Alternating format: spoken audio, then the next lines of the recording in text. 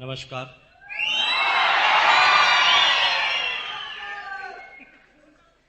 नमस्कार।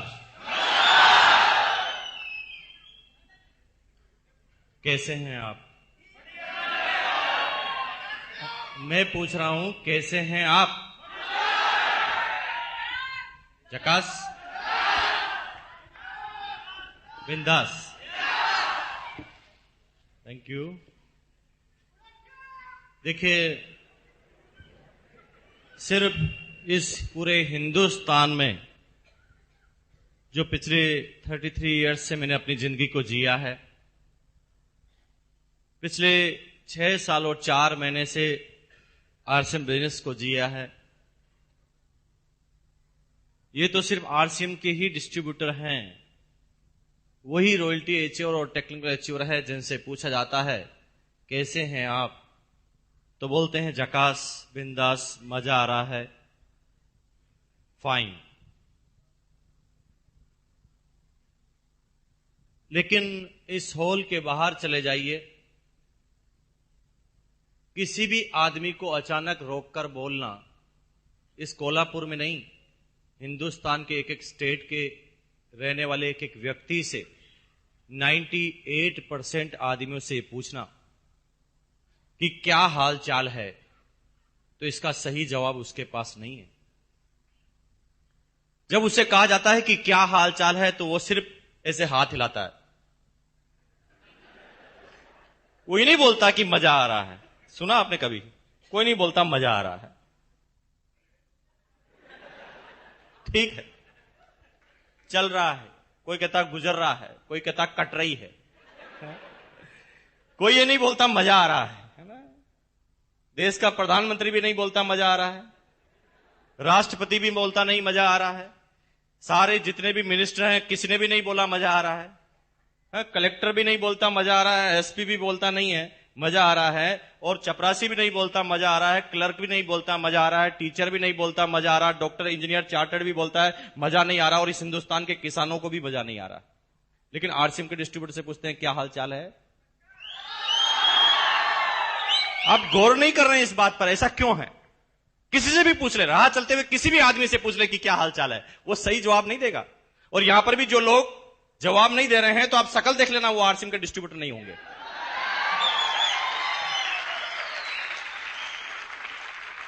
कितनी अजीबो गरीब बात है ना। सब आदमी लोगों को यह बताते हैं कि मैं जिस काम को कर रहा हूं वो संतुष्ट हूं, लेकिन अंदर ही अंदर जब भी वो अपना एक क्वेश्चन अपने ही जीवन से, अपने ही दिमाग से पूछता है कि क्या तुझे मजा आ रहा है, तो अंदर से जवाब आता, नहीं बेटा, जिस काम के लिए तू पैदा हुआ वो काम तू नहीं कर रहा, चाहे तू भी डॉक्टर बन गया है। और तभी मिस्टर सतीश पंडित ने, नाम सुना कितने आदमी ने सतीश पंडित का? Very good. मिस्टर सतीश पंडित जो एक जनक, एक अवतार इस बिजनेस में हुए, उन्होंने जब टेक्निकल पर वो पहुंचे थे, वो मेरी ग्रेट डाउनलाइन में से एक थे, और जब वो टेक्निकल पर पहुंचे थे तो उन्होंने मुझे एक कविता लिखकर, शिमला के अंदर हमारी टेक्निकल अचीवर्स की मीट थी, उसके अंदर उन्होंने मुझे वो कविता गिफ्ट दी थी, और उस कविता का शीर्षक था आराम कर, और उसकी चौथी पंक्ति में उन्होंने लिखा था, तू जिसे चाहता उसे चाहता नहीं, इस झूठ से न खुद को परेशान कर, आराम कर। तू जिसे चाहता उसे चाहता नहीं, इस झूठ से न खुद को परेशान कर, आराम कर। कहने का मतलब क्या है?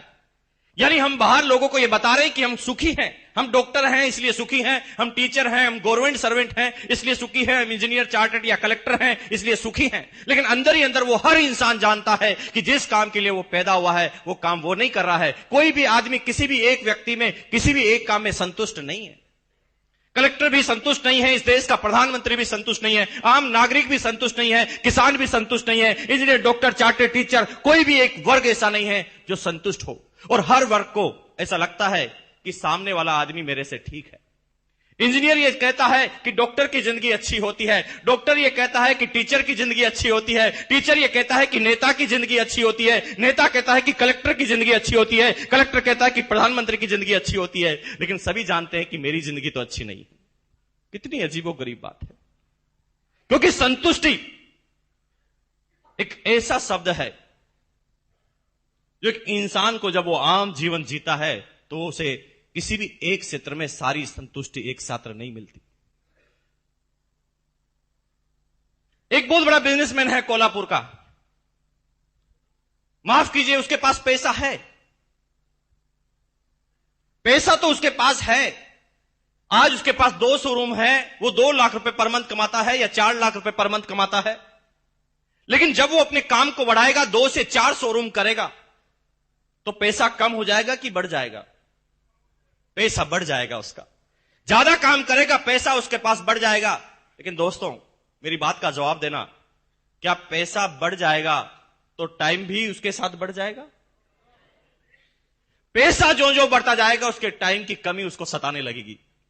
वो और ज्यादा बिजी हो जाएगा जैसे जैसे उसके पास पैसा आता जाएगा। माफ कीजिए, इस कोल्हापुर के रिक्शे वाले के पास टाइम तो बहुत है, पैसा नहीं। यहां के बिजनेसमैन के बाद पैसा तो बहुत है, लेकिन टाइम नहीं। और सिक्योरिटी का तो लेना ही देना नहीं, दूर दूर तक नहीं।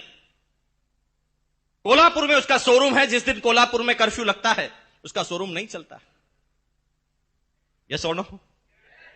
जिस चीज का वो बिजनेस करता है, जब वो आउट ऑफ फैशन हो जाती है तो भी उसका शोरूम बंद हो जाता है। जिस दिन उसका मैनेजर और कर्मचारी हड़ताल कर देते हैं तो भी उसका शोरूम बंद हो जाता है। यानी कल की कोई भी सिक्योरिटी उसके पास नहीं है। लेकिन प्यार, सम्मान, पैसे से केवल संतुष्टि नहीं मिलती दोस्तों। ये संतुष्टि के एक छोटे छोटे पार्ट्स हैं। अगर ये सारी चीजों को एक साथ मिलाया जाए, प्यार, सम्मान, इज्जत, दौलत, शोहरत, सर्कल और सिक्योरिटी, तो कहीं जाकर बनती है संतुष्टि। और ये सारी चीजें दुनिया के किसी भी फील्ड में एक जगह पर नहीं मिलती सिवाय आरसीएम बिजनेस के।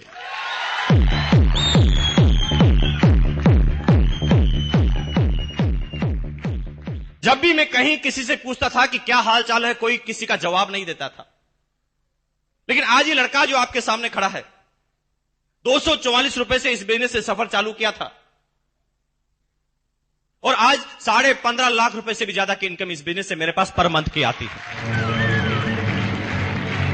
लेकिन बात पैसों की नहीं है।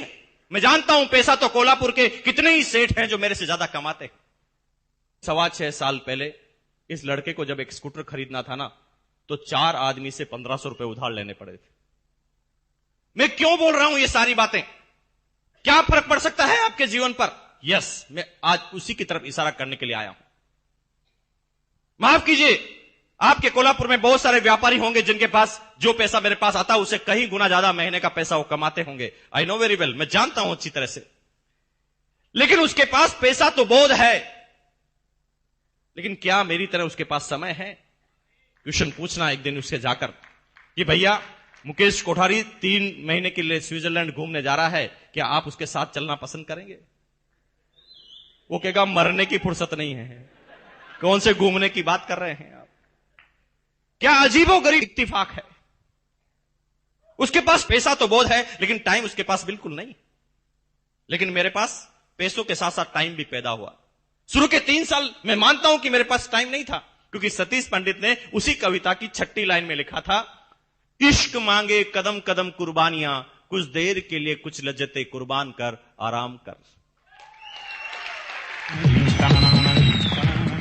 इश्क मांगे कदम कदम कुर्बानियां। इश्क मतलब जो भी नया काम आप कर रहे हैं, नया काम जो आप करने जा रहे हैं, जिसमें आप सफल होना चाहते हैं, जिसमें आप नंबर 1 जाना चाहते हैं, जहां पर भी आप नया काम करेंगे वहां पर आपको कुर्बानियां देनी पड़ेगी।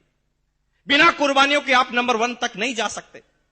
मुझे पता है कि शुरुआती 3 साल में जब इस बिजनेस हमने और हमारी अपलाइन ने चालू किया, मैं महीने में 25-25 दिन अपने घर से बाहर रहा करता था। सिर्फ एक मिशन, एक जज्बा, एक जुनून मेरे अंदर था। समझने वाले नहीं थे मैं समझाने के लिए, लेकिन फिर भी तैयार था। नहीं समझते थे लोग बाग, लेकिन 3 साल तक लगातार पूरे हिंदुस्तान में दौड़ लगाई और फिर मेरे पास पैदा होना चालू हुआ समय।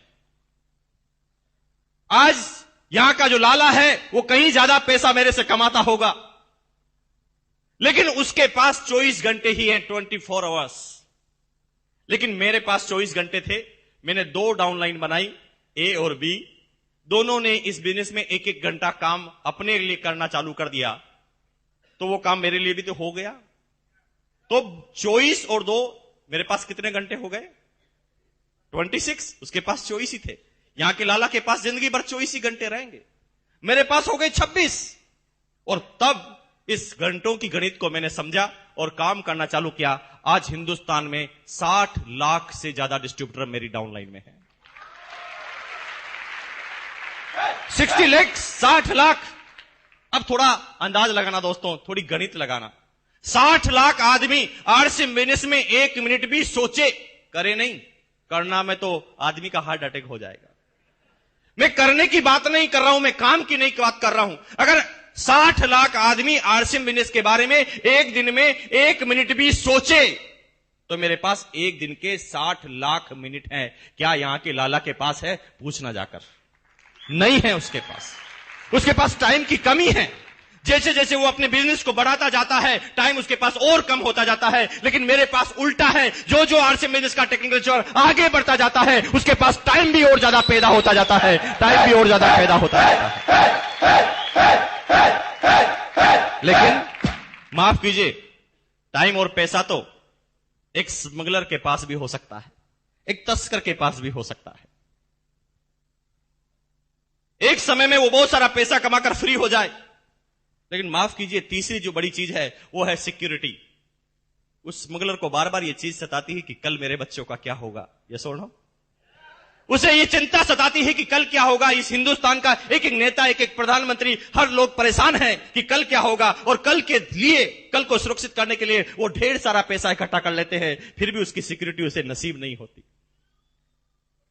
जिस दिन कोल्हापुर में कर्फ्यू लगता है, जिस दिन कोल्हापुर में बाढ़ आती है, भगवान न करे ऐसा होगा नहीं, मैं जानता हूं, क्योंकि आरसीएम सिटी कोल्हापुर बन गई है। लेकिन अगर जिस दिन ऐसा होता है तो माफ कीजिए, यहां पर किसी आदमी का बिजनेस नहीं चलेगा, लेकिन मेरा चलेगा, क्योंकि लोग बाग नमक खाना तो फिर भी नहीं छोड़ेंगे। वो किसी एक चीज का व्यापार करते हैं तो इसलिए हो सकता है कि उसके एक चीज की जिस दिन आउट ऑफ सप्लाई होगी, एक चीज जिस दिन आउट ऑफ फैशन होगा, तो हो सकता है उसका बिजनेस नहीं चले। लेकिन मेरा चलेगा, क्योंकि मैं किसी एक चीज का व्यापारी हूं ही नहीं। कंपनी नमक बनाती है तो डिस्ट्रीब्यूटर हम और आप ही हैं। कंपनी नमकीन बनाती है तो भी डिस्ट्रीब्यूटर हम और आप ही हैं। कंपनी कपड़े बनाती है तो डिस्ट्रीब्यूटर आप और हम हैं। कंपनी इंश्योरेंस लेकर आती है तो डिस्ट्रीब्यूटर आप और हम हैं। क्योंकि एक बिजनेस तो चलता नहीं, एक आइटम के ऊपर तो हम बिजनेस नहीं कर रहे ना। गुड मॉर्निंग से गुड नाइट 300 प्रोडक्ट हैं, इसलिए सिक्योरिटी ज्यादा है। कल क्या होने वाला है, क्योंकि मैं किसी एक आदमी पर डिपेंड नहीं हूं। हो सकता है इस सिटी का लाला जो है बहुत सारे पैसा कमाता है, बहुत बड़ी फैक्ट्री उसके पास है, लेकिन जिस दिन सारे मजदूर हड़ताल कर देंगे, क्या उसकी फैक्ट्री चलेगी? लेकिन मेरी फैक्ट्री में तो कोई मजदूर होता ही नहीं दोस्त। यहां पर तो सारे के सारे सेठ होते हैं, और सेठ अपने काम को बंद करना पसंद नहीं करते। हेलो,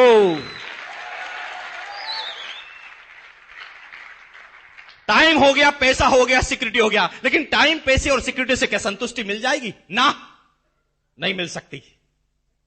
टाइम, पैसा और सिक्योरिटी के बाद अगर संतुष्टि मिलती तो टाटा बिरला को संतुष्ट हो जाना चाहिए, बिल गेट्स को भी संतुष्ट हो जाना चाहिए ना। नहीं है वो संतुष्ट, क्योंकि उसके बाद सबसे बड़ी भूख होती है, वो होती सम्मान की। मैं क्वेश्चन आपसे पूछता हूं, आप इस बिजनेस में आएंगे पैसों के लिए? यस और नो? पैसों के लिए इस बिजनेस में आएंगे। एक दिन ऐसा होगा कि आपके पास बहुत बड़ा पैसा आ जाएगा। एक दिन आपके सारे अकाउंट, आपके सारे लॉकर ज्वेलरी से और पैसों से भर जाएंगे। आपकी शादी हो जाएगी, आपके बच्चे भी अच्छे एजुकेशन लेने लगेंगे, आपके पास एक लग्जरी कार भी आ जाएगी, एक बहुत बड़ा बंगला भी, एक बहुत बड़ा मकान, एक बहुत बड़ा महल भी आप खड़ा कर लेंगे। और उसके बाद फिर क्या करेंगे? क्या सोचा है आपने? फिर यहां पर टाई फिश हो जाता है। तो फिर ये सारी चीज तो आज भी है ना टाटा बिरला के पास, तो फिर वो संतुष्ट क्यों नहीं है? क्योंकि दोस्त, इन सारी चीजों के पास जिस चीज की जरूरत पड़ती है वो होती है सम्मान की, वो होता है इज्जत की। फिर उन आदमियों को यह महसूस होता है कि नहीं, समाज में मेरा नाम होना चाहिए, नंबर 1 पर जाना चाहूंगा, लोग बाग मेरी इज्जत करना चाहिए, मैं जिस भी मोहल्ले से निकलूं लोग बाग ये इशारा करना चाहिए कि वो सेठ जा रहा है। यस और नो? और इसलिए वो सारे टाटा बिरलाओं ने बहुत पैसा कमाने के बाद भी सब सारी संतुष्टि नहीं मिली, तो उन्होंने अपना पैसा मंदिर और मस्जिद बनाने में खर्च करना चालू कर दिया। बिरला मंदिर, बिरला जी को थोड़ी बिठाया मंदिर में, वो तो भगवान का मंदिर था ना, वो तो भगवान का मंदिर था, लेकिन मंदिर का नाम रखा बिरला मंदिर। फिर भी बिरला जी को संतुष्टि नहीं मिली। उन्होंने मंदिर पे नाम पर पैसा खर्च करना चालू किया ताकि उनका सम्मान हो, लेकिन केवल सम्मान, अगर टाइम मनी सिक्योरिटी के साथ सम्मान आए ना तो भी संतुष्टि नहीं मिलती दोस्तों। उसके बाद आदमी को चाहिए प्यार, रिलेशंस। आदमी चाहता है कि मेरे पास जब सब कुछ हो तो लोग मेरे से प्यार करें। मान लीजिए आपको मैं चारों चीजें देता हूं, लेकिन सब लोग अगर आपसे नफरत करने लग जाए तो चलेगा? नहीं चलेगा, क्योंकि इंसान को फिर जरूरत होती है इन सारी चीजों के बाद, प्यार करें मेरे से लोग बाग। माफ कीजिए, इस कोल्हापुर के लाला के पास ये है क्या? अरे लाला लाखों कमा रहा है इस कोल्हापुर का, फिर भी गालियों पे गालियां खाता जा रहा है। लेकिन क्या है इस बिजनेस में? जो आरसीएम का चेक जब 500 का आता है तो भी लोग वक्त तालियां बजाते हैं, तालियां खींच खींच कर मार रहे हैं 500 के चेक पर।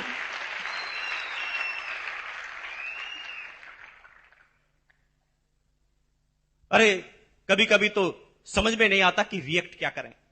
मेरा क्या रिलेशन है इस कोल्हापुर से और यहां पर मैं आया हूं?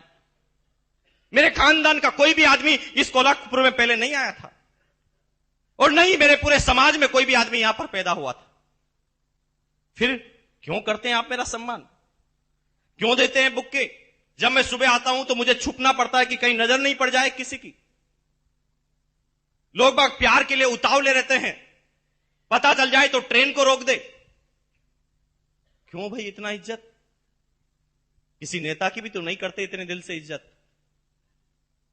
क्या रिलेशन है आपका और मेरा? हमारा यहां का रिलेशन है, क्या मिलेगा वहां पर रिलेशन? इज्जत इतनी कि कभी कभी रिएक्ट करना भी मुश्किल हो जाता है। मेरी एज 33 साल की, एक 70 साल का, एक 75 साल का आदमी आता है, समझ में नहीं आता कि क्या करना चाहिए। उस समय आंखों में आंसू भर जाते हैं, रोने की इच्छा नहीं होती। समझ में नहीं आता कि ये आदमी ने जो किया है उसका रिएक्शन मैं क्या करूं। 75-80 साल का आदमी मेरे पैरों में जाकर गिर जाता है, समझ में नहीं आता कि मेरे दादाजी के बराबर आदमी मेरे पैरों में जाकर गिरा है, क्या करना चाहिए मुझे? क्यों है इतनी इज्जत? क्यों है इतना प्यार? लेकिन दोस्त, इज्जत प्यार भी हो जाए फिर भी संतुष्टि नहीं मिलती, क्योंकि फिर आदमी को चाहिए सर्कल। वो चाहे कि इज्जत तो उसके घर वाले तो करे, उसके परिवार वाले करे, उसके समाज वाले करे, लेकिन जब वो बाहर जाए तो क्या करे? जब उसे कोई काम करना हो तो सर्कल किस तरह से काम करे? ये लड़का जो आपके सामने खड़ा है, मैं भीलवाड़ा में पैदा हुआ, मेरे सारे रिश्तेदार राजस्थान के थे। लेकिन दोस्त, एक ताकत इस बिजनेस में, एक नेटवर्क के पास आती है, एक टेक्नोलॉजी के पास आती है। इस कोल्हापुर का कलेक्टर जो नहीं करवा सकता, आरसीएम बिजनेस का टेक्नोलॉजी और एक मिनटों में करवा सकता वो काम, मिनटों के अंदर।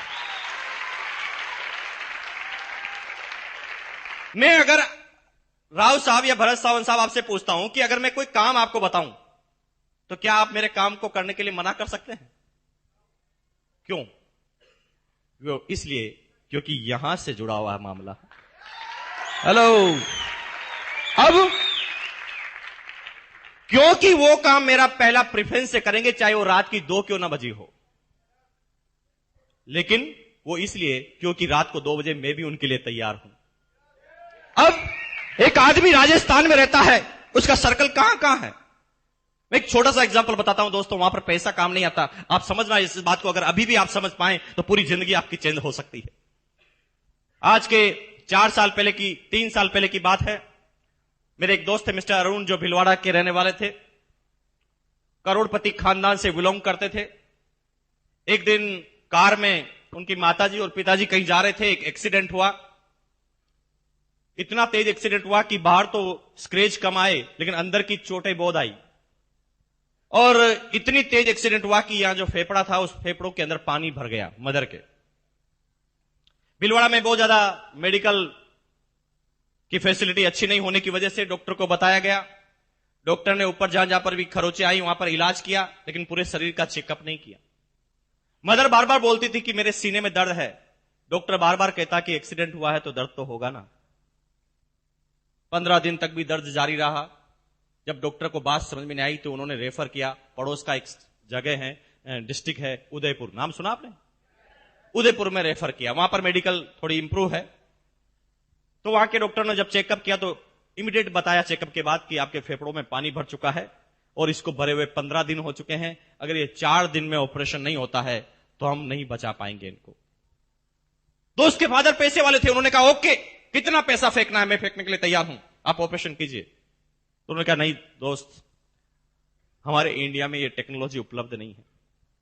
इंडिया में 2 ही स्पेशलिस्ट हैं जो इस चीज का इलाज कर सकते हैं, दोनों बाहर से रिटर्न आए हैं, एक है चेन्नई में और दूसरा है बॉम्बे में। दोनों डॉक्टरों से फटाफट एड्रेस लिया और दोनों डॉक्टरों से जब फटाफट संपर्क करने की कोशिश की, अपॉइंटमेंट लेने की कोशिश की, तो पता चला कि वो बहुत बिजी डॉक्टर हैं, कोई भी अर्जेंट पेशेंट को नहीं लेते। आज अगर आप उनसे अपॉइंटमेंट मांगे तो 4 महीने बाद का मिलता है, लेकिन ऑपरेशन करना था 4 दिन में। मेरे दोस्त के फादर इतने पैसे वाले थे कि वो उस एक ऑपरेशन पर 1 करोड़ रुपए भी खर्च कर सकते थे, लेकिन उनका पैसा अब काम नहीं आ रहा था। वो लाचार थे, पैसा उनके पास बहुत सारा था लेकिन अब काम नहीं हो पा रहा था। उस समय मेरा जाना वहां पर हुआ। मेरे पास भी कोई इलाज नहीं था, लेकिन जब मुझे पूरी बात उन्होंने बताई तो मैं भी परेशान हो गया कि क्या करना चाहिए, इसका क्या इलाज है। तो मेरे दिमाग ने अचानक थोड़ा सा काम करना चालू किया। मैं कंपनी में गया, आरसीएम बिजनेस, क्योंकि भिलवाड़ा की कंपनी है, मैं कंपनी में गया। मैंने वहां के क्लर्क को एक आइडिया दिया। मैंने कहा भैया मेरी डाउनलाइन में जितने भी आदमियों के नाम के आगे DR लिखा हुआ है, डॉक्टर लिखा हुआ है, उसकी एक लिस्ट चाहिए मुझे। उन्होंने फटाफट एक प्रोग्राम लिखा, इंटर दबाया और सारे डॉक्टरों की लिस्ट मेरे सामने आ गई। मैंने कहा ये बात में मैं एक्सपर्ट नहीं हूं, मैं कोई राय नहीं दे सकता, हो सकता है कोई डॉक्टर मुझे इस बात की राय दे पाए। पहले ही नंबर पर आया डॉक्टर दवे, हिम्मतनगर, गुजरात। उनका नाम सुनते ही मैं समझ गया उस आदमी को मैं जानता था। मैंने फटाफट डॉक्टर दवे को फोन लगाया। फोन लगाकर जब मैंने पूरी हिस्ट्री बताई, और हिस्ट्री बताने के बाद मैंने चेन्नई के जो डॉक्टर थे उनका नाम मुझे अब ठीक से याद नहीं है, मैंने उनका नाम बताया। उन्होंने आश्चर्य से कहा अरे वापस बोलना, क्या नाम बताया आपने? मैंने जब वापस नाम बताया तो उन्होंने कहा ऐसा है कि इतना अर्जेंट मामला है तो मैं अहमदाबाद से मुंबई आता हूं, मुंबई से चेन्नई की फ्लाइट पकड़ता हूं और आप सीधे अपनी मदर को लेकर चेन्नई पहुंचिए। मैंने कहा डॉक्टर साहब इतने कॉन्फिडेंस से आप कैसे बोल सकते हैं? हम 10 बार बात कर चुके हैं, वो डॉक्टर बात करने तक के लिए तैयार नहीं होता, 4 महीने बाद की वो डेट देता है, वो कहता है कि अर्जेंट पेशेंट में लेता ही नहीं। आप इतना कॉन्फिडेंस से कैसे कह सकते हैं? वो कहते हैं भैया तुम इस बात की चिंता मत करो, तुम लेकर आओ, क्योंकि he is my class fellow, मुझे मना ही नहीं कर सकता हो। हेलो, यहां पर नहीं हो रहा था पैसों से काम। माफ कीजिए, किसके पास पैसा है जो इसको काम को करवा पाए? एक इंसान को सच्ची संतुष्टि जब मिलती है जब ये सारी चीजें एक साथ एक फील्ड में अवेलेबल हो। माफ कीजिए, इस दुनिया में तो अभी कोई ऐसा फील्ड पैदा नहीं हुआ जो प्यार, सम्मान, इज्जत, दौलत, शोहरत, सिक्योरिटी और सर्कल सारी चीजें एक साथ ला कर दे। वो सिर्फ मिलती है आरसीएम के टेक्निकल अचीवर को। वो सिर्फ एक व्यक्ति को मिलती है जो आरसीएम बिजनेस के टेक्निकल अचीवर को मिलती है। और इसीलिए जब उसे कहा जाता है कि क्या हाल चाल है आपके, तो कहता जकास, बिंदास, मजा आ रहा है। नहीं बोल पाता एक आम आदमी मजा आ रहा है, लेकिन एक आम आदमी से हटकर एक टेक्निकल अचीवर बनता है जब उसे कहता है कि मजा आ रहा है। मैं आज आपसे क्या बात करूं, किस विषय पर बात करूं, मेरी आज सही मायनों में कहें दोस्तों मेरी कोई तैयारी नहीं है। आप ही बता सकते हैं तो बता दीजिए कि किस विषय में बात कर लें। जिस विषय में कहोगे उसी विषय में चल पड़ेंगे दोस्तों। आपके जो भी विषय जिंदगी के छूटे हुए बता दो आज मुझे, क्योंकि आज मैं बड़ा खुश हूं और जो भी बात करेंगे ना वो यहां से करेंगे। अभी कुछ आदमी कहते हैं यार अब आ गए हो, अब कुछ बता ही दो, हिंट दे दो ताकि हम भी समझ जाएं। आप सब लोग चाह रहे हैं कि थोड़ा आरसीएम के बारे में बता दो और हमारे साथ जो आदमी आए वो समझ जाए और आपके डिस्ट्रीब्यूटर बन जाए। यही तो चाहते हैं। हम बात करते हैं इसके बारे में, है ना? लेकिन आप चाहते जो है वो गलत चाहते हैं, वो सही नहीं चाहते। एक आदमी, हंसी मुझे तब आती है जब 6.25 साल से जब लगातार वो इस बिजनेस को चलते हुए देखता है, फिर भी कहता है कि थोड़ा हमें समझा दो। क्या समझाएं आपको? अरे समझाना उस दिन पड़ता था जब 4 आदमी भी सेमिनार में नहीं आते थे, इस पूरे बिजनेस में 4 डिस्ट्रीब्यूटर भी नहीं थे। अभी हिंदुस्तान में न तो कोई स्टेडियम है और हिंदुस्तान में नई कैसा एडिटोरियम है जहां पर आरसीएम की सेमिनार एक बार में की जा सके। एक डिस्ट्रीब्यूटर से कहानी चालू हुई, 60 लाख डिस्ट्रीब्यूटर तक ये कहानी पहुंच गई, फिर भी आप कहते हैं कि थोड़ा समझा दो, अभी समझ में नहीं आ रहा है। अरे समझाना उस समय पड़ता था ना जब आरसी बिजनेस का एक पेंट पीस आता था किट के अंदर, उस समय समझाना पड़ता था कि बिजनेस क्या है। आज गुड मॉर्निंग से गुड नाइट 300 से ज्यादा प्रोडक्ट है आपके पास, फिर भी आप कहते हैं कि थोड़ा हिंट तो दे दो। क्या समझाऊं आपको? अरे समझाना उस समय पड़ता था जब गुजरात में डिस्ट्रीब्यूटर बनाना था तो भिलवाड़ा से किट लेकर आनी पड़ती थी, क्योंकि पूरे हिंदुस्तान में आरसीएम का एक ही शोरूम राजस्थान में होता था। अब एक से कहानी चालू हुई, आज हिंदुस्तान में 10,000 हो गए, फिर भी आप कहते थोड़ा तो समझा दो, आ ही गए हैं तो समझा दो। क्या समझाऊं मैं आपको? 80 से ज्यादा डिपो हिंदुस्तान के सारे राज्य, 60 लाख डिस्ट्रीब्यूटर, एक प्रोडक्ट से कहानी चले गई 300 प्रोडक्ट के ऊपर। हिंदुस्तान में 40 से ज्यादा करोड़पति, 850 से ज्यादा टेक्निकल अचीवर, 3,500 से ज्यादा रॉयल्टी अचीवर, हजारों और लाखों आदमी, हजारों रुपए पर मंथ कमाने वाले आदमी सारी बात जानते हैं, फिर भी कहते हैं थोड़ा तो बहुत समझा दो, आ गए हैं। क्या समझा दूं मैं आपको? अरे जिंदगी भर वो नमक खाते आए ना 9 रुपए किलो का, triple refined iodise ISI mark का साल्ट, नाम लेने की जरूरत नहीं है। जिंदगी भर वो 9 रुपए किलो का नमक खाते आए, अब वही नमक आपको 7 रुपए किलो में मिले triple refined iodise ISI mark के साथ, और 7 रुपए मिलने के बाद भी उसके बिजनेस वॉल्यूम का 41% वापस मिले, फिर भी आप कहते हैं थोड़ा तो समझा दो ना। क्या समझाऊं मैं आपको? क्या बाकी रह गया समझाने का? जिंदगी भर नहाते आए ना उस 13 रुपए के साबुन से, हीरोइन बोलती आई कि मेरे रूप का राज, मेरे गोरेपन का राज, उसका कुत्ता गोरा हो गया, हम तो नहीं हुए। हम तो उसी इंतजार में अभी बरसों से, जन्मों जन्मों से उस साबुन को लगाते आ रहे हैं, हम तो नहीं हुए ना गोरे। जिंदगी भर लौटते हुए आ गए वो आदमी आपको। अब वही साबुन 70% टीफम में 100 ग्राम में, पहले आप 13 रुपए का जिंदगी भर खरीदते आए, अब वही साबुन आपको 8.5 रुपए में मिले, और उसके बाद उसके बिजनेस वॉल्यूम का भी 41% वापस मिले, और आप कहते थोड़ा सा समझा दो। अब आए गए तो थोड़ा तो हिंट दे दो। अरे दोस्त, ये तो वही बात हो गई ना, सतीश पंडित अपनी टेप में नहीं बोलते थे, एक आदमी के पास ऐसा एक थैला था, उसने सामने वाले से कहा, भाई साहब मेरे पास जो ये थैला है, क्या आप ये बता सकते हैं कि इस थैले में क्या है? और अगर आप ये बता दें कि इस थैले में क्या है तो इस थैले में जितने भी केले हैं तुम्हें इनाम। कुछ लोगों को कल तक समझ में आ जाएगी।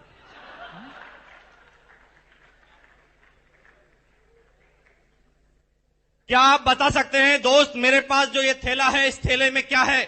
और अगर आप ये बता दें कि इस थैले में क्या है तो इस थैले में जितने भी केले हैं तुम्हें इनाम, और अगर तुम ये बता दो कि केले कितने हैं तो 12 के 12 इनाम।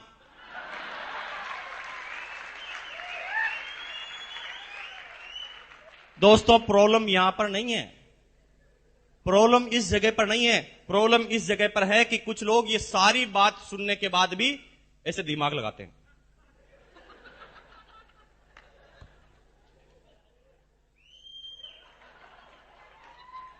दिमाग लगाकर कहते हैं भैया थोड़ा बहुत समझ में आ रहा लेकिन हिंट दे दो।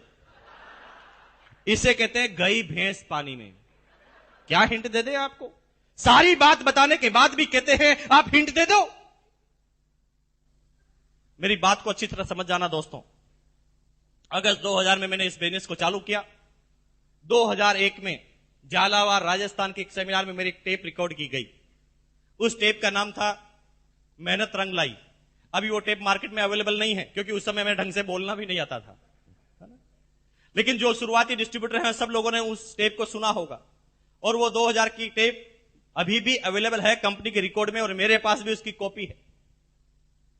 उस टेप में 2001 में जब कंपनी का एक प्रोडक्ट था शूटिंग, उस समय बोला था कि भैया समझ जाओ, हिंट देता हूं तुम्हें, ये बिजनेस कपड़े का नहीं है, गलतफहमी में मत रहना कि कपड़े का बिजनेस है। ये बिजनेस जीवन है, जीवन बनाने का बिजनेस है।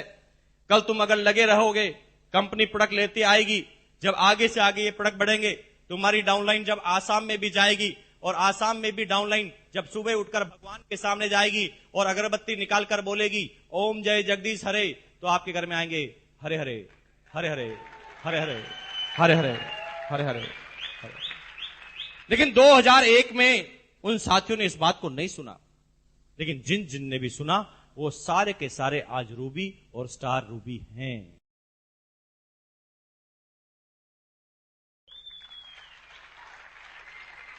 जिन लोगों ने सुना वो सारे के सारे रूबी और स्टार रूबी हैं, क्योंकि अभी ये बिजनेस चालू नहीं हुआ है।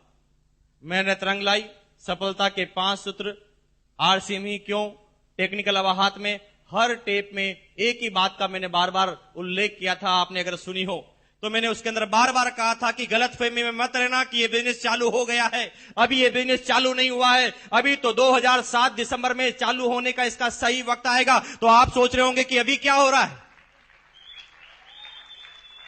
गलतफहमी में मत रहना कि अभी ये बिजनेस हो रहा है। अभी बिजनेस नहीं हो रहा है दोस्तों, अभी तो आर्थिक आजादी की सेना तैयार की जा रही है और अभी सिर्फ सैनिकों की भर्ती चालू है, जनरल आदमी की भर्ती अभी इस बिजनेस ने चालू नहीं की है।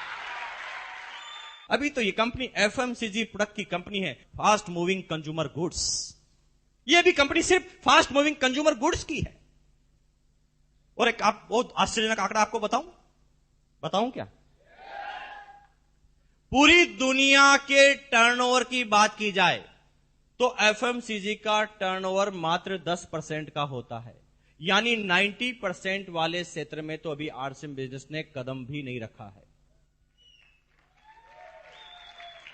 एफएमसीजी जो खाना पीना कपड़ा जो आप कह रहे हैं ना, ये पूरी दुनिया के टर्नओवर का मात्र 10% है, यानी 90% टर्नओवर जो वाली चीजें हैं जिसके अंदर अभी इस कंपनी ने कदम भी नहीं रखा, जिसे कहते हैं सर्विसेज सेक्टर, जिसे कहते हैं सर्विसेज सेक्टर। बिजनेस की शुरुआत होने दो। अभी तो ये 6 साल का बच्चा है, अभी तो बच्चे का बचपना आपने देखा है, जवानी तो आने दो। अभी तो बचपना आपने देखा है, जवानी तो आने दो इस बिजनेस की। मेरे शब्दों पे ध्यान देना, जिसने भी आरसीएम का नाम सुन लिया है, सिर्फ एक बार सुन लिया है, आरसीएम का हर व्यक्ति जिसने भी नाम सुन लिया है उसे आरसीएम बिजनेस में आना मजबूरी है। मजबूरी का नाम लिया है मैंने, इच्छा का नाम नहीं लिया, मजबूरी है, क्योंकि आरसीएम बिजनेस अब बिजनेस नहीं रहा है, जीवन हो गया है और जीवन में आने से मना नहीं कर सकता। कोई भी आदमी ये कह सकता है कि मैं जिंदा नहीं रहूंगा, क्योंकि आरसीएम बिजनेस में आपको वही काम करने पड़ते हैं जो आप पहले ही करते हैं। अरे एक सिंगल काम ऐसा बताओ जो आरसीएम बिजनेस में आने से पहले आप नहीं करते थे, जो आरसीएम बिजनेस में करना पड़ता है। एक सिंगल मात्र तो काम बताओ। मेरी लाइन को समझ जाना, अगर मेरा बस चले ना दोस्तों, तो ये आरसीएम बिजनेस को मैं हटा दूं, बिजनेस वर्ड ही हटा दूं। ये तो बिजनेस इसलिए लिखा गया है क्योंकि भारत में आदमी पैसों के अलावा समझता नहीं, पैसों की भाषा ही समझता है। इसलिए इस देश को आर्थिक आजादी दिलाने के लिए भी बिजनेस शब्द का ही उल्लेख किया गया है। अगर मेरा बस चले तो यहां पर आरसीएम बिजनेस नहीं, मैं आरसीएम जीवन कर दूं। ये आरसीएम जिंदगी है, ये आरसीएम बिजनेस जीवन है। मेरे एक शब्द को फिर समझ जाना, मैं 3 बार रिपीट कर चुका हूं, शायद ये हिंट आप ले जा रहे हैं कि नहीं ले जा रहे हैं मुझे पता नहीं। हर उस आदमी को आरसीएम बिजनेस में आना पड़ेगा, ये उसकी मजबूरी है जिसने भी आरसीएम का नाम सुन लिया है। कुछ लोग जो थोड़ा सा भी दिमाग रखते हैं इस बिजनेस के प्लान को देखते ही समझ जाते हैं। कुछ लोग लोगों को चलते हुए देखकर समझ जाते हैं। कुछ लोग पड़ोसी के घर में जब कार आती है तो समझ जाते हैं। कुछ लोग पड़ोसी को जब 3 साल करते हुए देखते हैं तो समझ जाते हैं। कुछ लोग समझ जाते हैं, कुछ लोग समझा दिए जाते हैं, कुछ लोग मर्जी से समझ जाते हैं, कुछ लोग मजबूरी से समझ जाते हैं। हर आदमी को जिसने भी इस बिजनेस का नाम सुन लिया है उसे आना पड़ता है, क्योंकि आरसीएम बिजनेस नहीं जीवन है, जीवन में आने से कोई मना नहीं कर सकता। लेकिन क्यों होता है समय 1 साल 2 साल 3 साल 4 साल बाद क्यों एक आदमी को यह बात समझ में आती है? Now seminar is start. अब चालू हो रही है सेमिनार की बात। निकाल लीजिए अगर आपके पास पेन है, निकाल लीजिए आपके पास अगर डायरी है। समझ जाना, अगर ये 3 बातें समझ में आ गई, पूरी सेमिनार, पूरा बिजनेस और पूरी जिंदगी समझ में आ जाएगी। पूरी लाइफ, ना सिर्फ इस बिजनेस की बात कर रहे हैं, जिंदगी के हर क्षेत्र में। चाहे आप नेता हैं तो नेता में नंबर 1, बिजनेस करते हैं तो बिजनेस में नंबर 1, सर्विस करते हैं तो सर्विस में नंबर 1, आरसीएम करेंगे तो आरसीएम बिजनेस में नंबर 1, आप गृहिणी हैं तो गृहिणी में नंबर 1, और अगर आप अच्छे पति हैं तो पति में नंबर 1, पत्नी है तो पत्नी में नंबर 1, जिसमें भी जाएंगे उसमें नंबर 1। क्योंकि मैं बताने जा रहा हूं सफलता के 3 दुश्मन।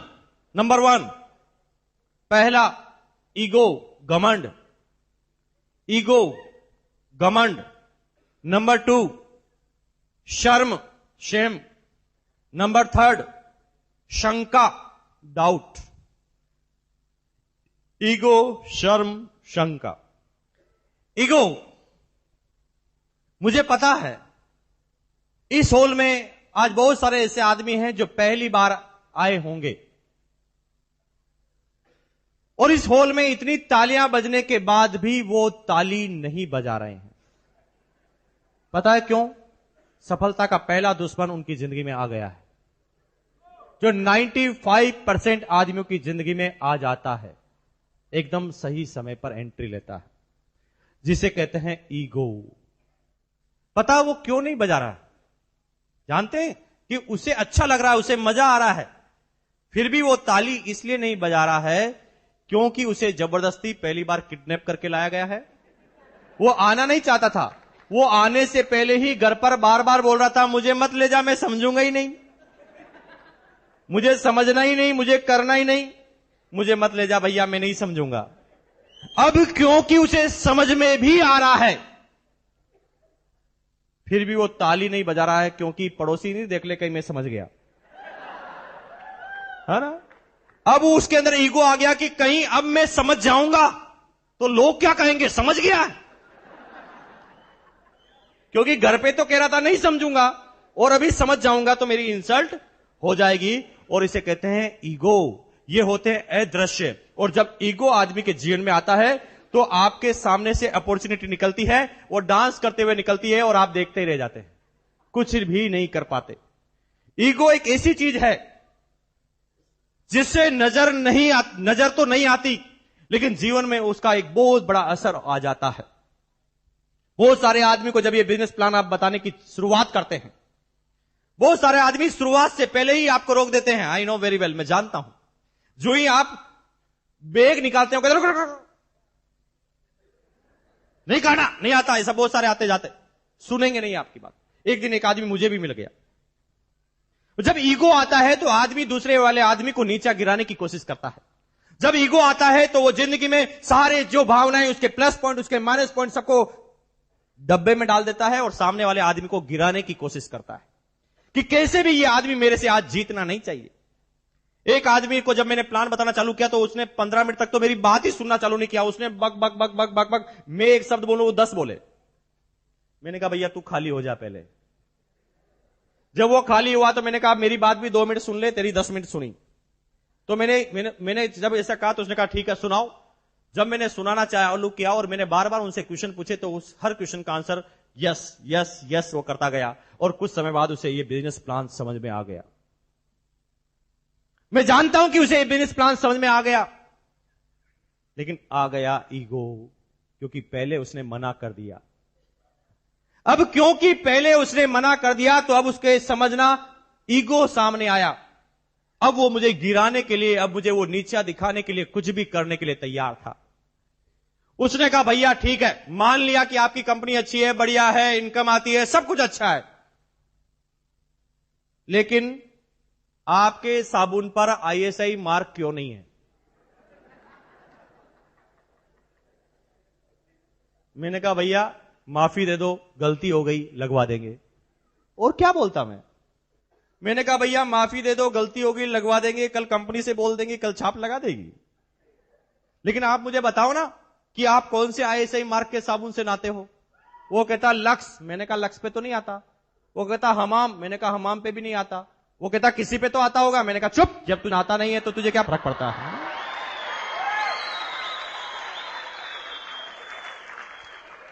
जब ईगो आता है तो आदमी कुछ भी पूछता है, हर कुछ वो प्रेस्टीज इश्यू बना लेता है और वो नीचे गिराने के लिए आदमी को कुछ भी करने के लिए तैयार हो जाता है। एक आदमी ने मुझे कहा, भाई साहब आपकी कंपनी क्या रजिस्टर्ड कंपनी है?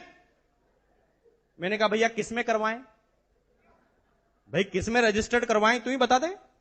वो कहता किसी में तो होती होगी। मैंने कहा चुप, जब तुझे पता नहीं किसमें होनी चाहिए, जब तुझे पूछने का अधिकार क्या है? यूं ही ईगो आता है कि मैं ज्यादा पढ़ा लिखा हूं, ये मुझे समझाएगा क्या? ये मुझे समझा सकता है? मैं इंजीनियर हूं, मैं डॉक्टर हूं, मैं चार्टेड हूं, ये छठी क्लास आदमी क्या मुझे समझा सकता है? Perfection is paralysis. अगर आप सोचते हैं कि मैं सीख चुका हूं, जान चुका हूं, मैं परफेक्ट हो चुका हूं, तो समझ लो आपको लकवा लग चुका है। अब आप आगे नहीं जा पाएंगे क्योंकि आप समझने की शुरुआत में ही रुक गए हैं। क्यों होता है इस हिंदुस्तान में? एक आईआईटी पास इंजीनियर जब वो हिंदुस्तान में दुनिया के सबसे टफेस्ट कंपटीशन को देता है और आईआईटी इंजीनियर बनता है, नाम सुना है आपने? एक आईआईटी इंजीनियर में औसतन धीरूभाई अंबानी से भी 10 गुना ज्यादा दिमाग होता है, लेकिन वो सारे के सारे आईआईटी इंजीनियर धीरूभाई अंबानी के यहीं पर सर्विस करते हैं। क्योंकि एक विषय में ज्यादा जानकारी के बाद उनके अंदर पहला सफलता का चंपालाल आ जाता है, जिसे कहते हैं ईगो। वो बार बार ये कहता है कि अच्छा ये मुझे समझाएगा। वो लोगों की बात ही नहीं सुनता और धीरूभाई अंबानी फिर भी 10वीं पास होते हुए 65,000 करोड़ पर क्यों पहुंच जाता है?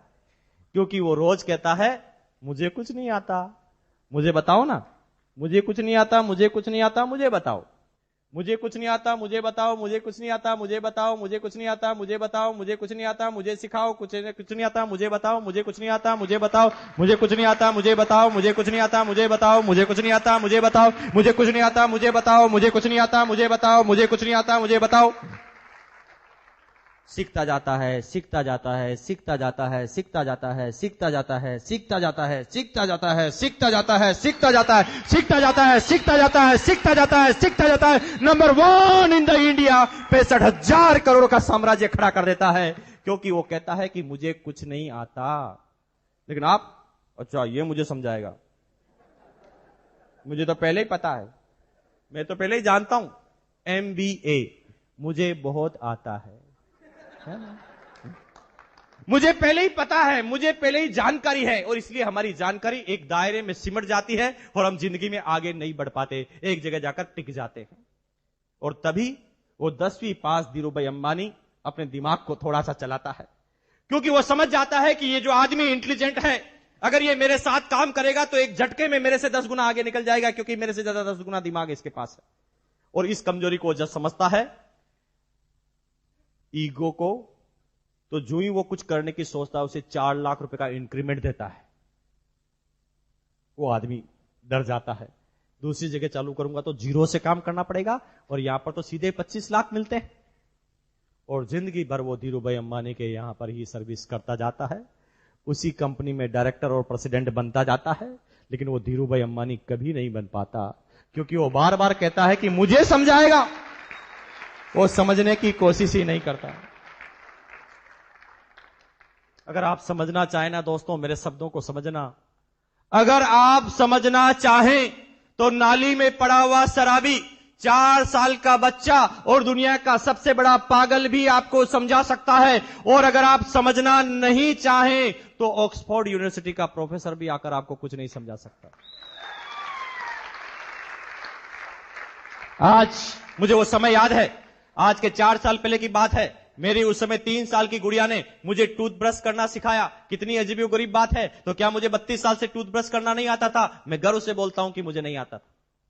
एक दिन संडे की बात थी, महीने का अंतिम संडे, मेरी कोई सेमिनार नहीं थी। मैं घर के बाहर निकलकर गार्डन में ब्रश कर रहा था और मेरी गुड़िया पूंछ की तरह मेरे पीछे पीछे पकड़कर घूम रही थी, मुझे पता भी नहीं। अचानक 3-4 मिनट बाद मेरी जब निगाहें गई तो मैंने पूछा क्या है? तो कहा डैडी छी, इतने बड़े हो गए अभी तक ब्रश करना नहीं आता। शुक्र है भगवान का, अल्लाह का, परवरदिगार का कि मैं उस समय आरसीएम बिजनेस में था। मेरे अंदर ईगो गायब हो चुका था। तो मैंने पूछा कि नहीं, क्या गलती है?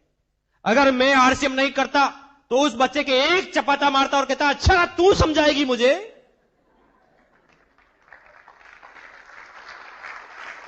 मैंने उससे कहा क्या गलती है? उन्होंने कहा डैडी इतने बड़े हो गए अभी तक समझ में नहीं आती।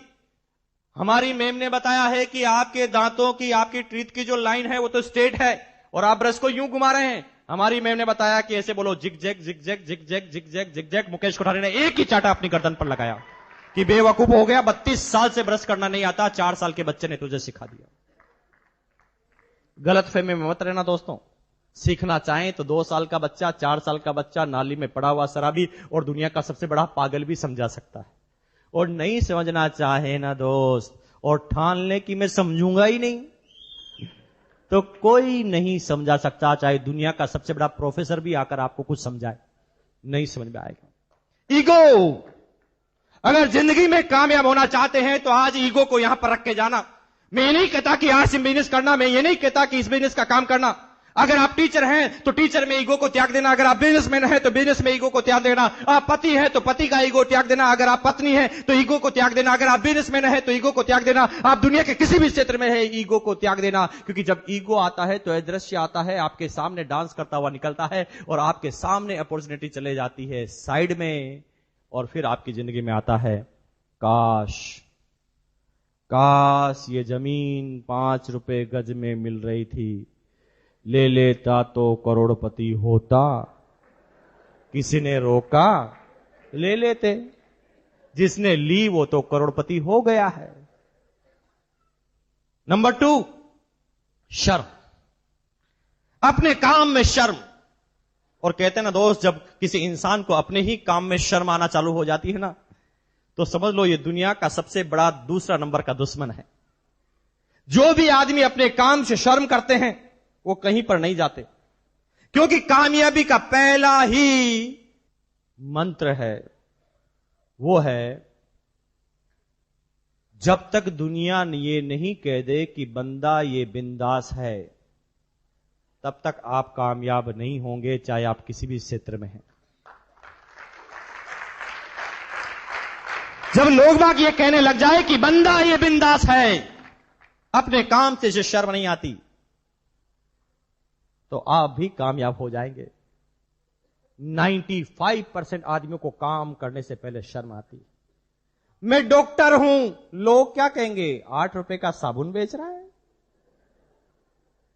मैं तो बिजनेसमैन हूं, क्या ये मैं 1500 रुपए का छोटा सा बिजनेस करूंगा? मैं ये हूं, मैं वो हूं, और अपने काम से शर्म आती है। और उसका छोटा भाई काम करते करते मर्सिडीज कार लेकर आता है, फिर बात समझ में आती है। आई ना कुछ लोगों को 2 साल बाद, 5 साल बाद भी आती है कुछ लोगों को। मेरे दोस्तों को भी 5-6 साल बाद समझ में आई।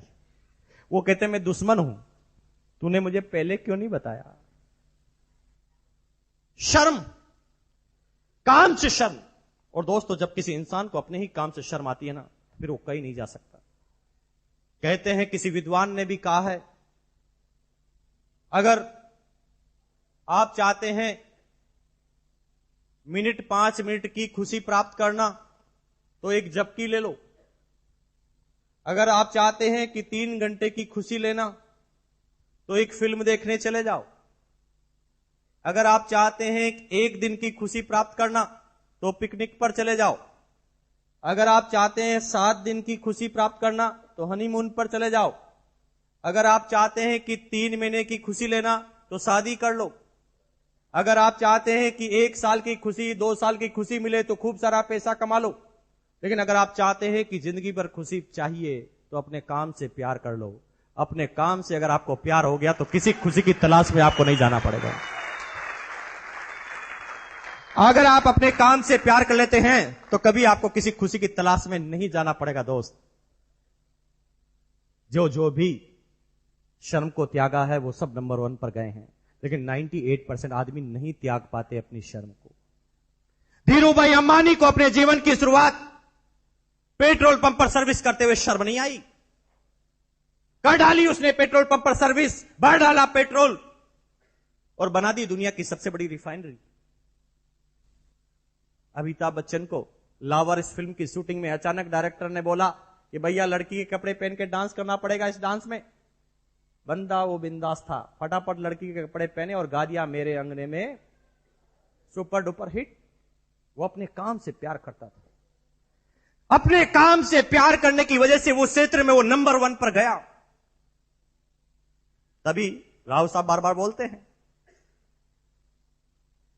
अरे दोस्त, इस देश में कामयाब व्यक्ति टाटा आज भी नमक का व्यापार करते हुए शर्म नहीं करता, बाटा आज भी जूतों का व्यापार करते हुए शर्म नहीं करता, अंबानी अभी आम और सब्जियों का व्यापार करते हुए भी शर्म नहीं कर रहा है। तो आप किस खेत की मूली हैं दोस्त, जो आपको शर्म आ रही है?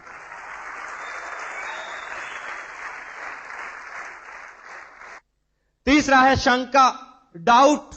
हर काम की शुरुआत में सिर्फ और सिर्फ डाउट कर लेना, शंका कर लेना। अरे दोस्त, क्यों नहीं समझ में आता है ये बिजनेस? 1500 रुपए में 3 जोड़ी कपड़े, जिंदगी भर कपड़े खरीदते आए हैं लाला की दुकान से। कभी लाला के ऊपर शंका की है आपने? नहीं की है लाला के ऊपर शंका। जिंदगी भर लाला के कपड़े पहन पर कर लाला के बच्चों को विदेश में भिजवा दिया, लाला के घर पर मर्सिडीज कार आ गई, लाला ने बड़ा बंगला ले लिया, लाला की पत्नी पूरा ज्वेलरी बॉक्स का सारा ज्वेलरी पहन लेती है। क्यों हुआ इन सालों में? क्योंकि कभी हमने लाला पे शंका नहीं की। लेकिन इस बिजनेस में 1500 रुपए कपड़े मिलने के बाद करोड़पति बनने का लाइसेंस मिलता है और उसके ऊपर 2 लाख का एक्सीडेंटल इंश्योरेंस मिलता है और सारे प्रोडक्ट की डीलरशिप मिलती है। फिर भी ये बात समझ में नहीं आती, क्योंकि बात इजी होती है तो शंका हो जाती है।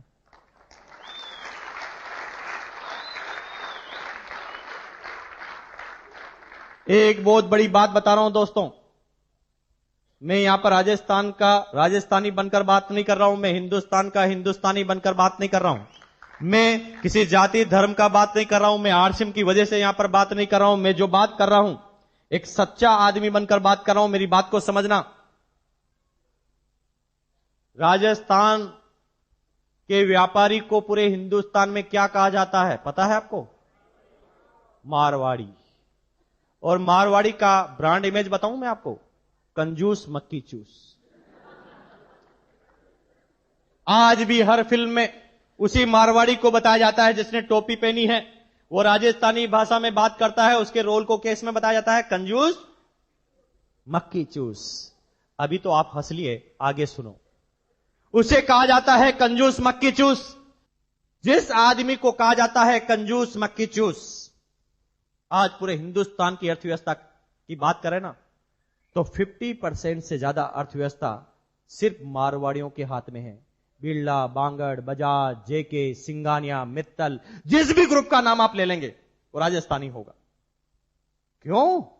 जिस आदमी को कहा जाता है कंजूस मक्की चूस, पूरे हिंदुस्तान की अर्थव्यवस्था एक राज्य के लोगों के पास, क्योंकि उनके पास एक जन्मजात गुण था जो लगभग 95% हिंदुस्तानियों में नहीं पाया जाता, अभी तो राजस्थानियों में भी नहीं पाया जाता। वो बिजनेसमैन उस समय जब भी किसी आदमी के साथ व्यापार करते थे, जब भी किसी आदमी के साथ बिजनेस करते थे, तो बिजनेस करने से पहले अपने ही दिमाग से एक क्वेश्चन पूछते थे, बता दिमाग, मैं जो इस आदमी के साथ बिजनेस करने जा रहा हूं इससे मेरा क्या फायदा होगा? वो सिर्फ एक लाइन पूछते थे कि मेरा फायदा क्या होगा। लेकिन दुनिया ये पूछती है कि मेरा फायदा छोड़ो, इसका क्या फायदा होगा? इसलिए बात समझ में नहीं आती। 1500 रुपए में 3 जोड़ी कपड़े, 300 प्रोडक्ट की डीलरशिप, LIC, आप इंश्योरेंस, सारी चीजें मिलने के बाद, 7 रुपए किलो का नमक मिलने के बाद, 8 रुपए का साबुन मिलने के बाद भी लोग बाग इसे क्यों नहीं समझ पाते? क्योंकि इतनी इजी है ना, इसलिए शंका हो जाती है। 1500 रुपए में इतनी सारी चीजें दे रहा है, जरूर कोई ना कोई बात होगी,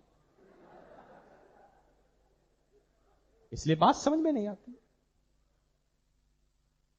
और इसीलिए वो हर चीज में नेगेटिव चीज ढूंढना चालू करता है। हिंदुस्तान में हर पॉजिटिव काम पर शंका होती ही है, फाइनल है, क्योंकि इसकी शुरुआत कहीं ना कहीं हमारे कल्चर से हुई है। मैं ये नहीं कहता कि हमारे पूर्वज गलत थे, हो सकता है उनकी जानकारी थोड़ी सी गलत हो। तभी तो हिंदुस्तान में जब एक बच्चा पैदा होता है ना, पैदा होते ही उसे सिखाया जाता है, बेटा बोलो नाना नानी, नाना नाना, नानी नानी नानी नानी, नाना नाना नाना नाना नाना नाना, नानी नानी नानी नानी नानी। और नाना इतना करवाया जाता है उससे कि बड़ा होकर वो हर चीज में पहले बोल देता है ना। आपके घर पर कोई मेहमान आता है, आप पूछते हैं चाय पियोगे? ना, अभी पी के आया हूं। अच्छा, कोई ऐसा मेहमान आया आपके घर पे, जो ही आपने कहा पियोगे चाय? हाँ हाँ लाओ अभी पीता हूं। कोई आया क्या ऐसा? क्योंकि उसे बचपन से ही सिखाया गया है, बेटा सबसे पहले क्या बोलो? कोई की काम की शुरुआत के बीच में पहले क्या बोलो? ना। चाय पियोगे? ना। पी लो ना, ठीक है।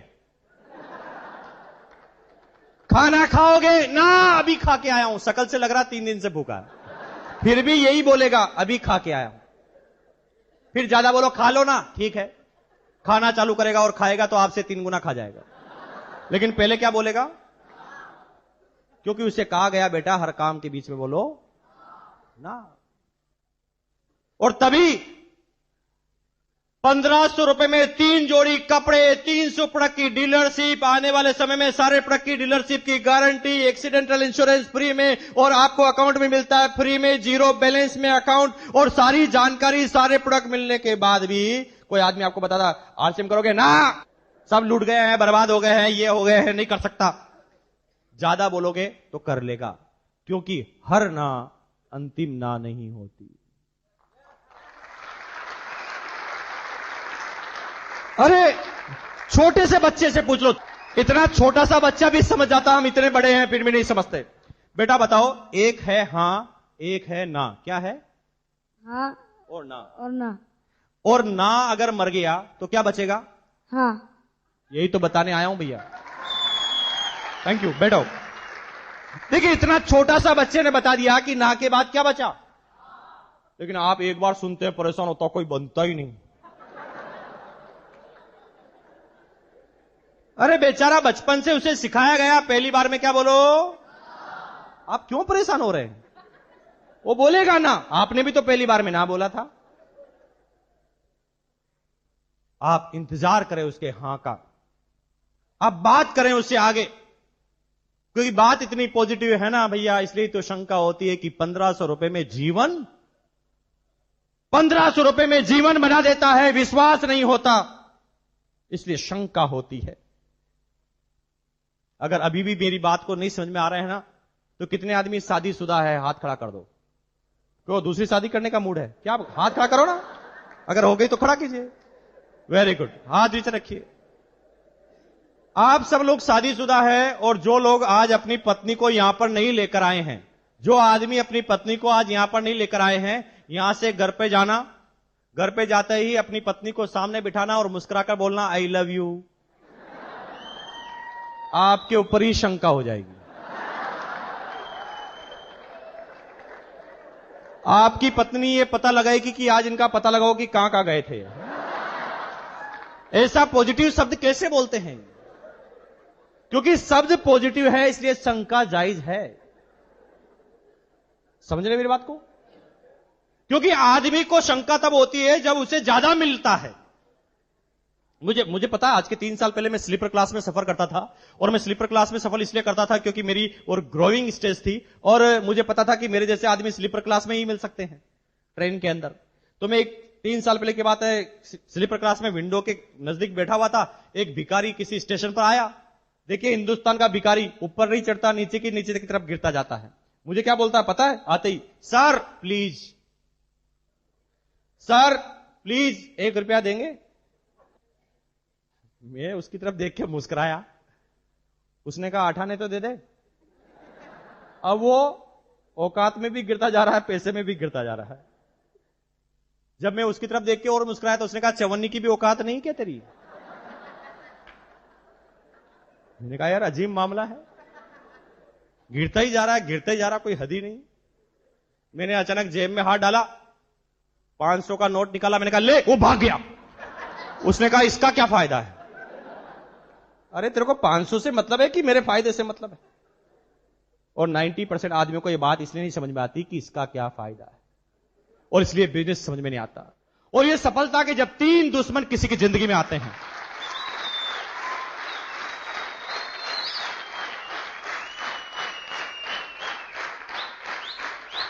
और सफलता के 3 दुश्मन जब किसी की जिंदगी में आते हैं, जो होता है ईगो, शर्म और शंका, तो एक अच्छी खासी जिंदगी भगवान से दी हुई 84 लाख योनियों के बाद छटनी होकर जब आपको मानव जीवन मिला, उसके बाद भी एक इंसान कहता है कि मैं संतुष्ट नहीं हूं, मैं दुखी हूं, मैं परेशान हूं। अरे मानव जीवन मिलने के बाद भी कोई आदमी कहता है दुखी हूं, तो भैया क्या होता जब आपको भगवान 84 लाख योनियों के बाद आपको इंसान नहीं बनाता, मच्छर बना देता, आप क्या कर लेते?